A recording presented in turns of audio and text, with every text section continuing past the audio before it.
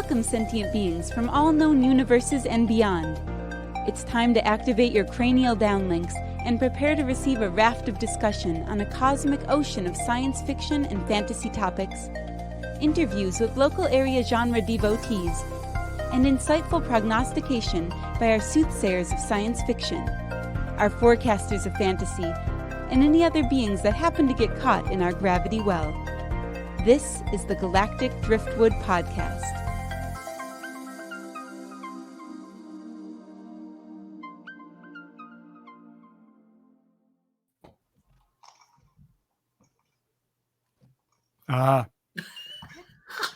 Seth.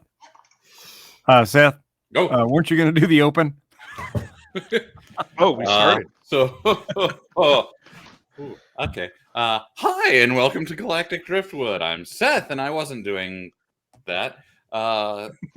We're joined this week by Bill. Hello. I'm Bill. Also Linda.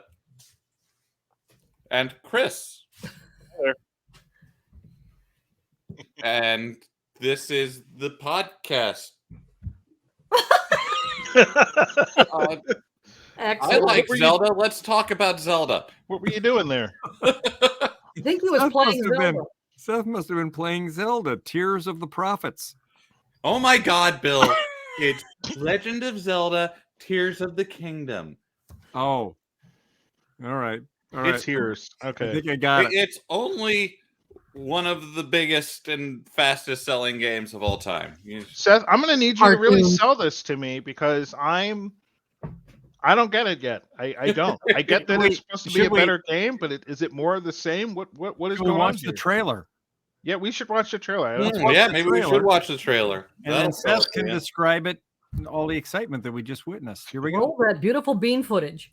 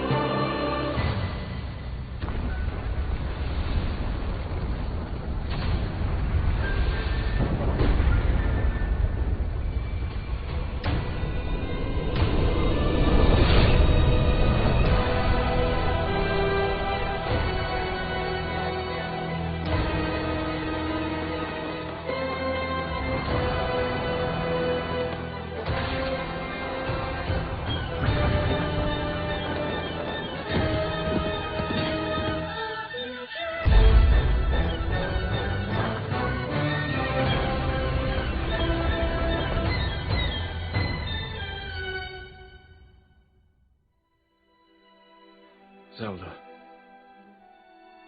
we rely on your knight and that legendary sword he carries. Our last line of defense will be Link.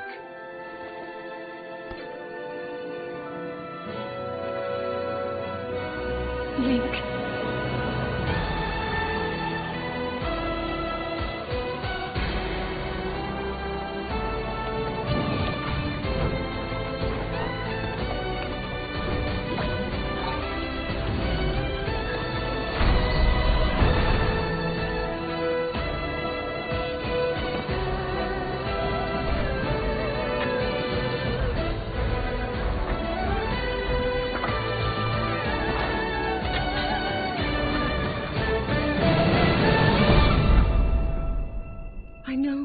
Here.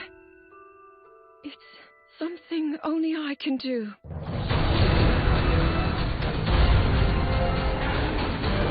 Do not look away. survival and the birth of his new world.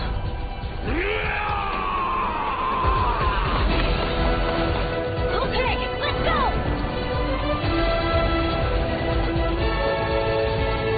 But you are not alone. Link. You are our final hope.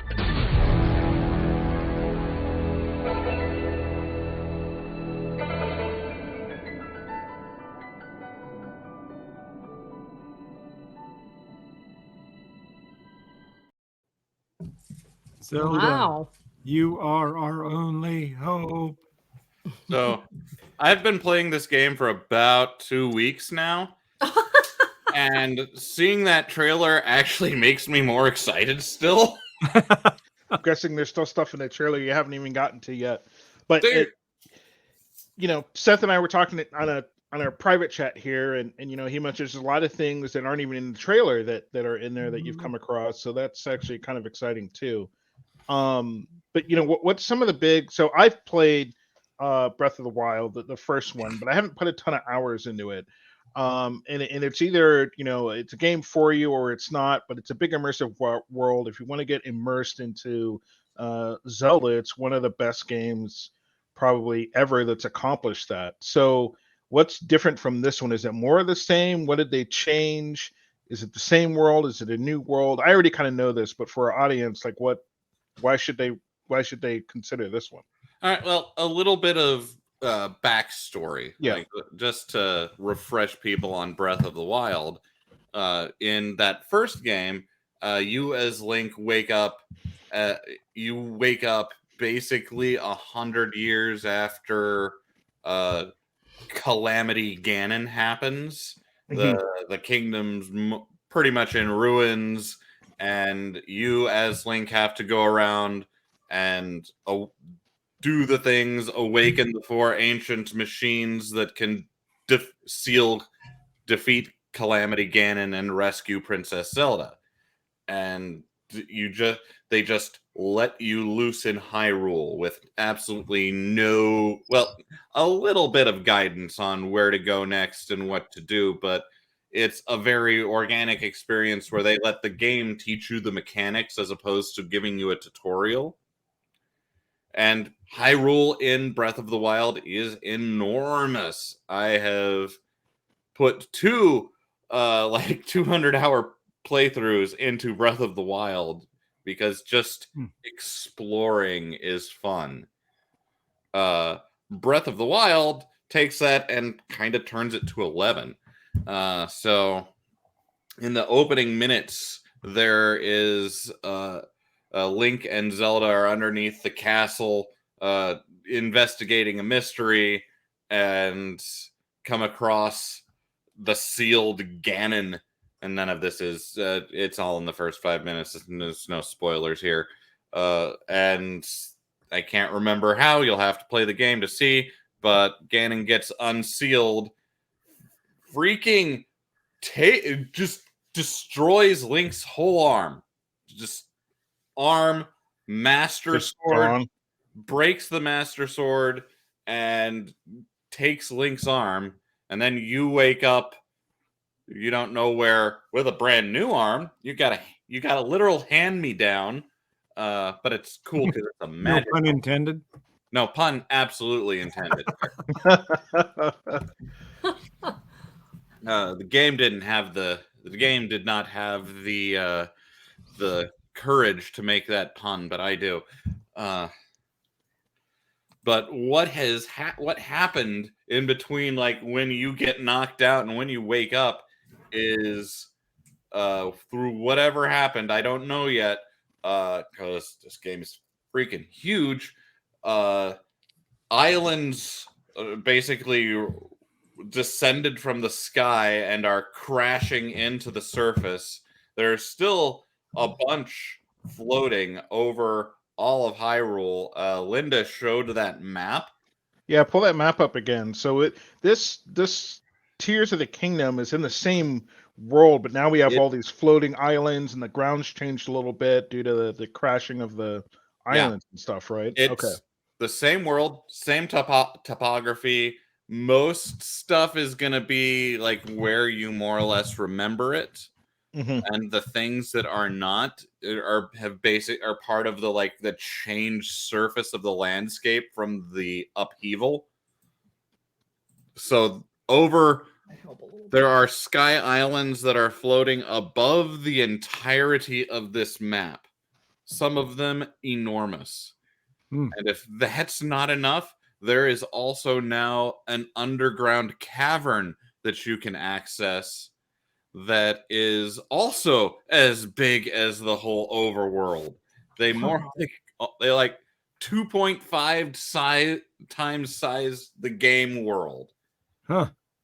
And the controls and the combat mechanics are all extremely familiar. Like, if you've got muscle memory from the first game, it's going to come right back into this game.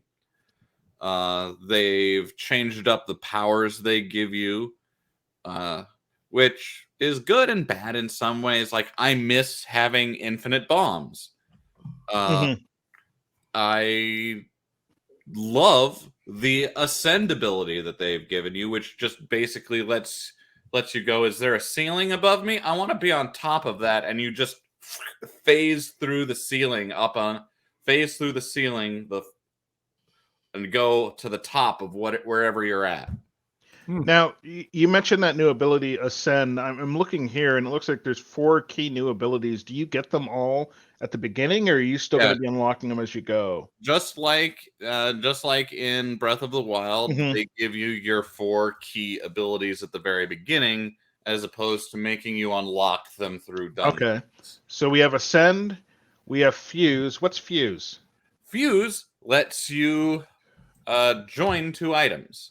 So this is the whole builder aspect of this new game. That's Ultra Hand. Oh, Ultra Hand. Okay, all right. Well, we'll stick with Fuse for a second. Use things with other things. So Fuse will let you basically take your weapon and fuse it with something else, almost anything else that's lying on the ground. Okay, like a stick or whatever. You can put another stick on the end of your sword and have an extra long sword. And whatever you fuse to it gives it more attack power and more durability, which is kind of key in the game. But you can also fuse things to your shields, and you can fuse things to your arrows, which is the game did away with having electric arrows and fire arrows and bomb arrows, and now you've just got arrows that you fuse whatever the heck you want onto them. You can only fuse fire onto your arrow. Say what? Could you fuse fire onto your arrow? Yeah. Oh.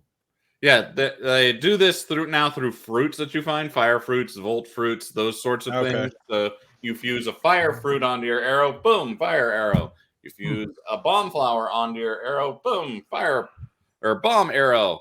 They got rid of kind of the elemental aspect of some of the weapons and arrows and stuff, and now it's you kind of come up with your own thing. Yeah, Is it truly limitless, or like I have not found a limit yet. Like, there are some things that you can't fuse a house to a sword. That's not going to work.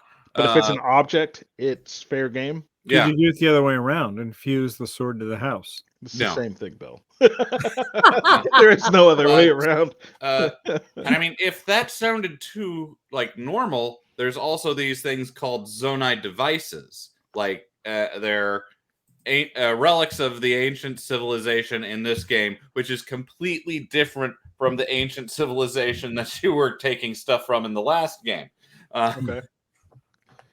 And that's my one complaint about the game is all the ancient technology that used to be around just kind of fucked right off. Nothing left of it. They just walked away from it, huh? There is some left, but to the level it was around in the last game, you'd expect a few guardians to be around. But these Zonai devices are just powered devices that do different things, and you can fuse those onto your weapons and your shield. So I fused a flamethrower to my shield, and now when I use my shield, whatever I'm facing gets flamethrowered. That's actually pretty cool. New way to kind of defend and attack. So we have Ascend, we have Fuse, there's Recall and Ultra Hand. But let's talk about Ultra Hand because I think that's the most exciting one from my understanding Oh, and really yes. the biggest dynamic change for I this new game. I thought this would be a pain in the ass to have to deal with in the game because it looked like a pain in the ass. Hmm. But okay, so Ultra Hand lets you do basically move items around, kind of like telekinesis. You had an ability like that in the last game that was basically magnesis, which lets you move metal stuff around. This time you can move anything that you can grab with it. And moreover, you can take something from over here and attach it to something else. So, yeah, you can take one of those Zonai devices I just mentioned, say a fan, and attach it to the back of a minecart and have the fan propel the minecart. Oh. But this is also literally another one of those things where they've just gone, okay, we're going to give you the tools, as many tools as we can give, and we don't have any real intention of how you're going to use this stuff. Build whatever you like. And so they basically put Legos into Breath of the Wild. Wow. Okay. And that's, I mean, what's your feedback on that? Has that been a welcome change? Has it been? So I thought it was going to be something that they were going to like require you to do. Like this would be one of those escort quest kind of things, which is a fun game mechanic that you're just shouldered with and you have to get through to get to the next part of the game. It's completely optional. And that freedom of it being completely optional, they just put stuff around the world for you to build with. And it's literally what you're doing is you're building things, whatever you can think of to accomplish the task in hand. Right. If there's so in Breath of the Wild, the world could kind of get locked off from you. And it's kind of the same way here. If you don't have the stamina to climb up an extra high mountain that's locking something off that you want to see, here you can find a board, stick a couple balloons to it, stick a couple flamethrowers in those balloons, and have the device take you all the way to the top. You don't have to do it that way. You can explore and find a different way up. Maybe there's a cave in there that you can just ascend right to the top. There's gotta be bugs built in with that much. Not built in, but there's got to be some buggy aspects that break the game. Found a bug You yet. haven't? Wow. No, not usually when you get to that kind of level of crazy, something breaks, right? I know, but everything just kind of works, and it's crazy.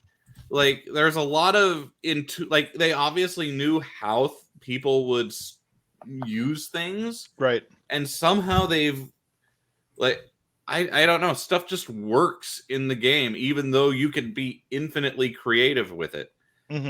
Like you don't actually. There's a specific Zonai device you have to find that will steer devices, and until then they just go. But when you stick the steering device on anything, it controls it. Wow. I made a car the other night. It was fantastic. So it sounds like they figured out, I don't know, they've managed to simplify the mechanics or figure it out to where different objects can interact with each other without breaking the game, which is honestly pretty challenging when you think about how big a world can be and the other different, enemies that are running around and stuff, and you're just building anything based off of what you have, and then just have it work. I've seen time and time again over the last 10, 15 years where when mechanics like that are introduced in the games, it breaks some aspects of it, or there's cheat aspects of it because you can do something that makes you invincible or something of that nature, and it just, it gets a little bit nuts because not everything was taken into account. But it seems here like if you're just putting objects together, there's not a lot you have to really be worried about or do. Like, think about another famous open world game, Skyrim, Yeah. and how buggy that game is. Right. Yeah. Like, you see bugs all over the place. Look at that. It's just like something you make. You don't need to do it. Right. And you can have any other kind of variation you want of that. You could probably make a motorcycle if you wanted and do a two-wheeler. But like, I honestly thought I was going to completely pass this by just because it looked like a pain in the ass to do. But it's actually a ton of fun to build stuff. Just like the process of building the things is really fun. If you talk to my wife, she will tell you, like, the first night I was playing it, as like I was using this ability for like the first time, I was just kind of giggling to myself, sitting there like building these things, like this one's gonna fire a laser. So that was one of the abilities, and there's also recall, which seems like a minor one. But no, is it not so minor? No. Okay. And So that one's not going back in time, it's just reversing objects. Yeah, it's reversing an object through time. Okay. So we saw in the trailer where someone was launching a big spike ball at Link, and he just reverses it back right onto their head. So it has a lot of uses in puzzles and things, but it is also extremely important for traversal and combat, because you can do it.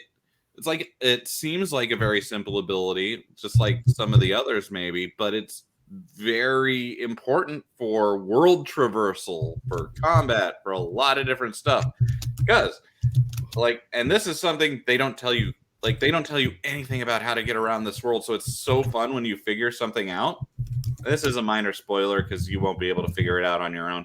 But so the recall ability, there are little islands falling from the sky all the time, and you can just like sit on a hill and watch these islands fall. And for the first day, I was just like, that's a cool detail.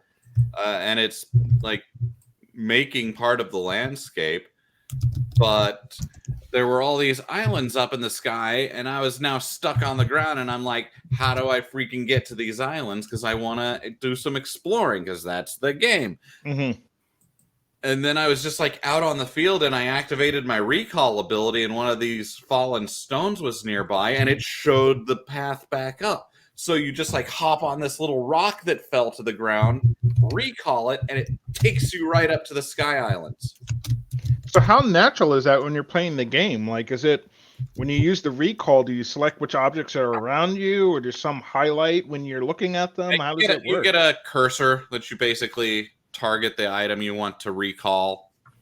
And if you're looking at a screen like this, how far away does it work? Is it almost everything, or it's only like objects that have the capability to be moved or move. So trees, it won't do anything. Right. But a fallen log, I don't know if it will actually change it back into a tree. I should see if that works. Well, there you go. Now you have something to mess with. Can you take something that was a tree that's now a log back into a tree? But yeah, if it had any movement to it before, it will reverse through that movement up to the duration of your ability or where it started. Wow. So here's what amazes me. Think about the amount of computational power that used to take to have something that dynamic in a world. Right. And understand the fact that the Nintendo Switch is not the most powerful handheld. Well, it's now 6 or 7 years old. It's officially we're talking about a 6 or 7 year old console, and we still have newer ones coming out today. There are 2 or 3 extra costs that are capable of presenting games with much more complex graphics and 1440p and 4K. And here we have Nintendo focusing on, they never really focused on graphics. Nintendo's never been about the highest quality graphics. They've always been about the fun, the actual core of the gameplay, which is why they succeed in what they do, which is great. That's not for everyone. You know, I tend to like myself I won't say higher quality because that's not what it is, but games that give you a little bit more eye candy and things like that. But Maybe it more takes so realism? much juice. Yeah, a little bit more realism. I like some of it, but at the same time, I can appreciate what Nintendo does with a lot of their games.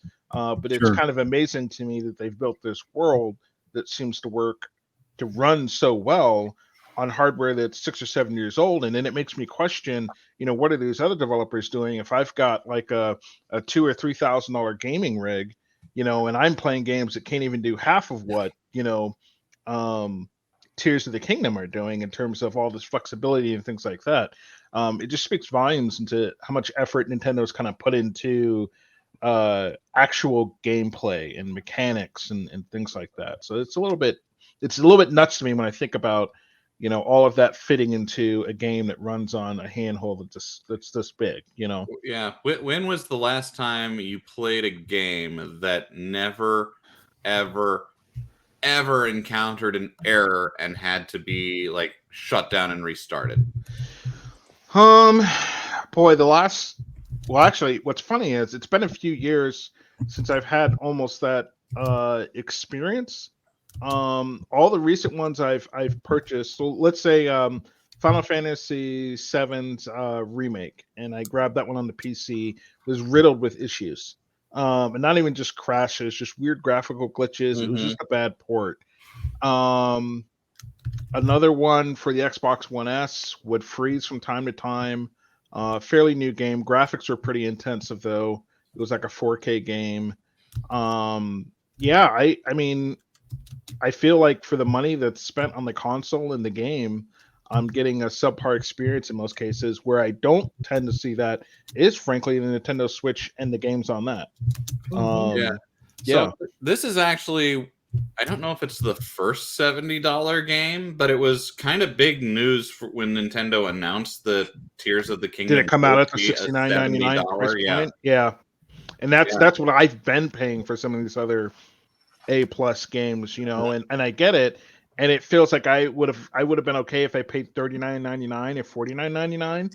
And the price has gone up so much where I expect more out of the game, and we're getting subpar efforts in a lot of games. So, but it sounds like you're saying like this is for sure worth the $70. Mm-hmm.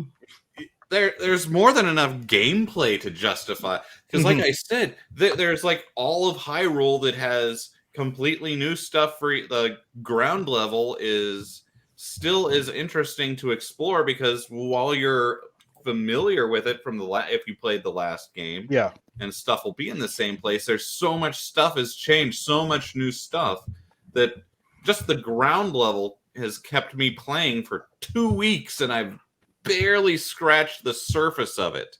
And there's still a cavern that I have only minimally seen, and the Sky Islands, which I haven't got to access any of the really big ones yet. So there's so much, and I think $70 is a fine price for it. And also, like, not a bug.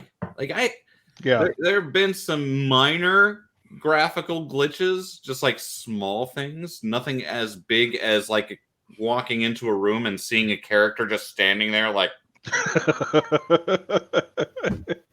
right. And that's what I'm used to saying on some of that nonsense for sure. So, and there's shrines to find, there's Korok seeds, there's just so much to do in the overworld. It's nuts. So before we wrap up, then a quick question: then, are you mostly playing on your Switch, or are you docking it to a TV to play on a bigger screen too? I've reached the point where I'm doing both now. Katie will kick me off the TV, and she wants to watch her stuff or play some Stardew, and I'm like, okay, I can play handheld. No. Yeah, I'm kind of mixed. I'm in TV, between on both, but I've always found that even hooking it up to a TV, it still happens to look pretty good, even though it's not the highest of resolution. So, Nintendo figured it out. It's not 4K, it's not 2K, but it still looks really pretty, and like that, the graphical intensity, I guess you'd call it, is becoming less important to me now that we've reached a certain level of graphics. I'm like, okay, I'm fine. It doesn't need to look completely like Nathan Fillion's face. with photorealistic blemishes there as well. I'm okay. I don't need to see the pimple that's right over here that he hadn't made it to yet. Yeah. Or that make it miss that day. And so for me, like what I looked forward to, and this is, I guess, the difference in the experience was, I've upgraded my equipment over the last couple of years as far as desktop PC gaming. I wanted to be able to play some of the latest games, like the new Final Fantasy VII remake, had some of the best graphics I've seen in the game for a while. And I come from playing the OG, almost 2D aspect of Final Fantasy VII way back in the PlayStation 1, I think it was. And, so when the time finally came for a remake, I don't know, 20 years later, and they're like, yeah, we're going to have the best things out on it. It played okay, if not really well, on a PlayStation 5. I don't have a PlayStation 5, but that was, what I was told. But they were like, we're going to make it even better if you have a PC, if you have a desktop to play it on, right? You're going to have better hardware. You're going to have an even higher end graphics card. So I went all in, bought it and got it. And, about 20, 30 hours into the game, it became really annoying and how poorly it performed. It was interfering with the actual gameplay. And it was like, we had all this time to perfect this. And while certain things looked perfect, it interfered with the gameplay. And that's something that, in my experience, at least playing with Breath of the Wild, I had a better experience playing that versus, Final Fantasy VII Remake. And that should not be, in my opinion, the case. For a game that has its own following in its own right, just as big as Zelda. So I don't know. Nintendo's got it figured out, I think. But I think you might have sold me on checking out Tears of the Kingdom. So we'll see. If you enjoy, it's obviously not going to be for everyone. Not everything is for everyone. But I mean, if you enjoyed Breath of the Wild, this is worth checking out. If only just to jump off of Sky Islands, because you do that thing where you just like fall through the air for full 2 minutes, being able to just look around and see the stuff. I will give you one little hint about something you might have forgotten from Breath of the Wild that I was reminded of. Using your glider takes stamina. Oh, no, that's right. Yeah. If you are, say, 10,000 feet above the ground, keep an eye on your stamina bar. Yes, that's right. Because all of a sudden, whoop, you're out of stamina and your glider is gone. Somebody crashed and burned. That happened to me once. It was like, oh, right, the glider takes stamina. Okay, I'm going to face plant into this boulder from 1,000 feet in the air. Whoopsie. Yeah. Demon King wins. I was the chosen swordsman. Nice. All right, sounds good. Well, thanks for running us through that, Seth. Sounds like something to check out for sure.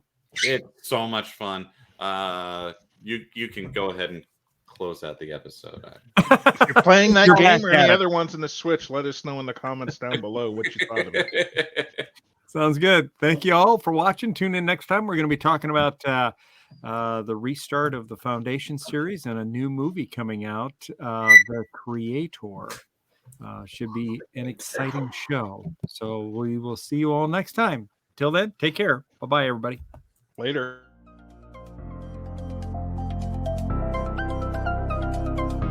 Thanks for listening to this episode of the Galactic Driftwood podcast. For more information and past episodes, please visit our website at galacticdriftwood.space or subscribe to us on YouTube.